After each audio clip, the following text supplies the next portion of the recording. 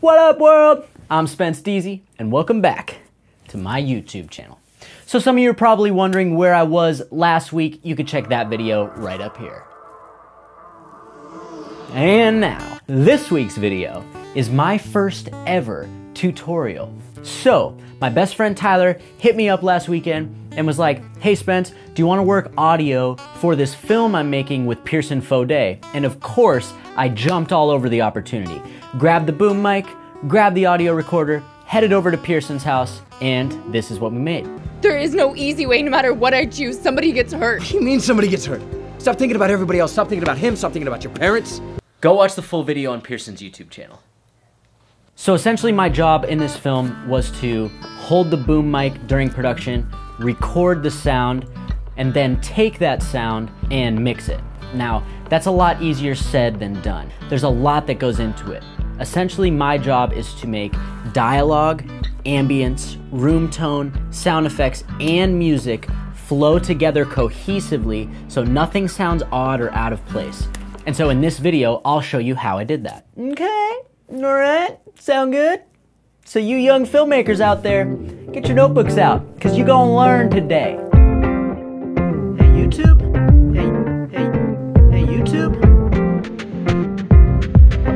Just want to let you know I didn't forget about you. Okay, so here we are in Pro Tools now. Tyler in Premiere Pro exported a rough cut of the video with all this audio in there.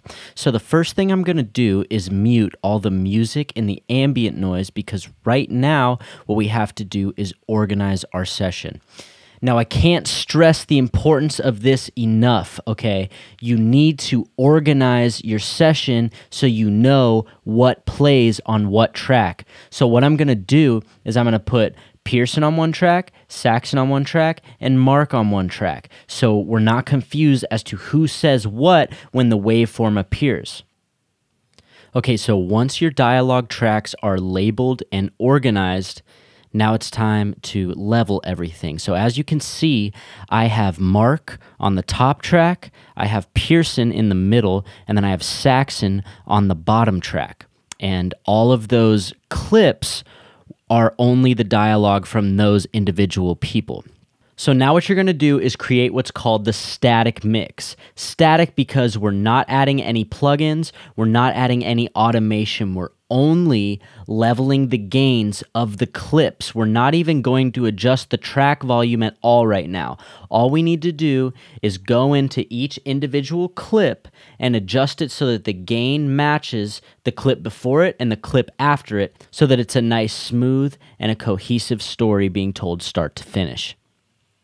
Another technique that I like to use for the static mix is crossfading because what that does is it makes the changes in between the audio clips not so abrupt, so everything kind of blends in with each other.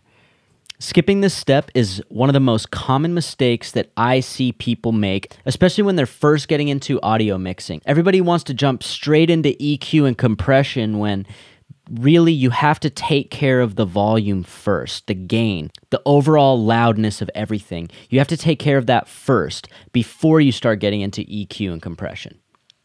Okay, so once we've organized and leveled all of our tracks, now it's time to get into the dialogue processing.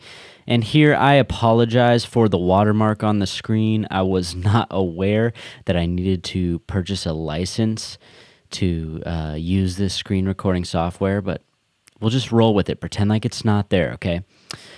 At this point, I need to address something that it seems like everybody doesn't understand that's not in the audio community. The order that you put your plugins matters. It matters tremendously. So I put the plugins in this order because it is going to maximize what I want to get out of them without making them overpowering. Okay, so we're going to take a look at Pierson's track here.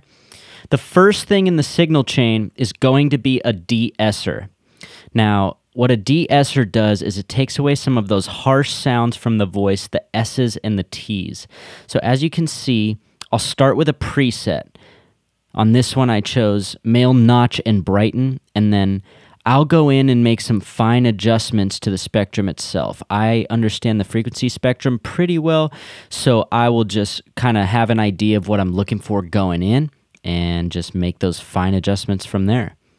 Okay, so once I am done with the de-essing, the next thing to put in the signal chain is an EQ. So we'll open up Pierson's EQ, and as you can see, it's mostly subtractive. I don't want to add too much, but the first thing I'll do is throw on a little high-pass filter and lower it down somewhere between 80 and 90 hertz, because what that's going to do is eliminate all frequencies below the human voice. And as you can see, if you look up to the top of the frequency spectrum under brightness, I did add a little bit of EQ to make those sibilants pop a little bit on Pierson's voice. And then I also threw in a low pass filter to kind of round out the top so it's not so harsh. So the next thing that I'm going to put in the signal chain here is a compressor.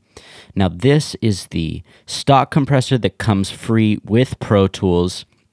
And basically what a compressor does is it creates less peaks and valleys in the waveform.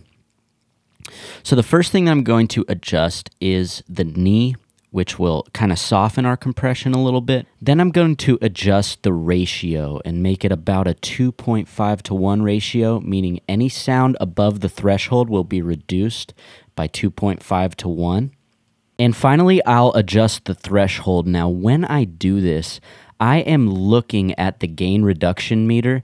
I don't want too much gain reduction. I want it somewhere around that -3 dB, because then we'll go back and fill it in by adding gain. So the key to EQing something like this, where you have dialogue and then ambient music playing down below, is to let the music make room for the dialogue. You want the music to feel like it kind of hugs the dialogue in a way, but it doesn't overpower it. Because if the dialogue sits up here in the frequency spectrum, the music should sit down below it somewhere. You can let a little bit of those high frequencies in the music to come through, but you don't want those to clash with the dialogue, because then that's going to make a tough listening experience for the viewer. So here's how I did that. So the only plugin that I'm going to use for the music is EQ. So we'll bring that up, and as you can see, the highs are already not super overpowering, but the first thing I'm going to do is put a low pass filter up there to just kind of round out those top edges so they don't interfere with the sibilants of the voices. The next thing I'm going to do is make room for the vocals. Okay, so that is an EQ cut right around the 2.5 to 3 kHz range. And the next thing that I'm going to do is come on down to the bottom and create a high pass filter. And that's just going to round out the bottom edge of the sound so it's not so distracting, not so subby. And finally, I will put one more cut right in the 450 hertz range. And what that's going to do is reduce the boxiness of the music so the voice can come through just a little bit more. And that's about it. It's all subtractive EQ on the music. And I didn't go too much. I just did enough to subtract a little bit, but not lose the integrity of the song. Oh, well, you're gonna love what the chef has. Filet mignon, dry aged 30 days with a side of asparagus. That sounds fantastic. It's phenomenal. What do you think? I don't know. Oh, well, you're gonna love what the chef has. Filet mignon, dry aged 30 days with a side of asparagus. That sounds fantastic. It's phenomenal. What do you think? I don't know. Go watch the full one. Go do it. All right, YouTube fam, thank you so much for watching this video.